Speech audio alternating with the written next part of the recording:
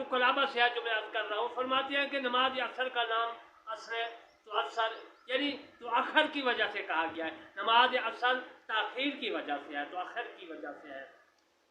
ایک اور حدیث میں ہے، خالد ابو قلابہ رضی اللہ تعالی عنہ سے روایت کرتے ہیں کہ ابو قلابہ نے کہا کہ عصر کا نام عصر اس سبب سے ہے، اس وجہ سے ہے، ہوا کہ اس میں تاخیر کی جاتی ہے، بس اس قدر تاخیر ہو کہ وہ سب جانتے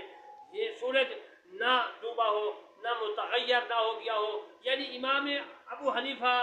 رحمۃ اللہ علیہ اور ابو یوسف رحمۃ اللہ علیہ اور امام محمد رحمۃ اللہ علیہ کا قول ہے، اور اسی کو ہم اخذ کرتے ہیں۔ یعنی یہ قول جو ہے میں نے لکھا ہے، اس میں امام اعظم ابو حنیفہ، حضرت امام محمد، امام ابو یوسف، یہ تمام جو ہے اس پہ اگری ہیں، متفق ہیں کہ وہ فرماتے ہیں ھذا قول ابی حنیفہ و محمد و ابی یوسف رحمۃ اللہ علیہ، ان کا ہے، ہم اس پہ اخذ کرتے ہیں، یعنی کہ اس پر فتویٰ دیتے ہیں کہ حاوی شریف میں یہ موجود ہے۔ محمد ابو حنیفہ عباد ابراہیم سے روایت ہے کہ فرماتے ہیں کہ ایک آدمی نے رسول کریم صلی اللہ علیہ وسلم کے پاس نماز کا وقت پوچھنے کے لیے آیا، تو رسول کریم صلی اللہ علیہ وسلم نے اس کو حکم دیا کہ آپ کے ساتھ نماز میں شریک ہو۔ تو حضرت بلال رضی اللہ تعالیٰ عنہ کو تمام نمازیں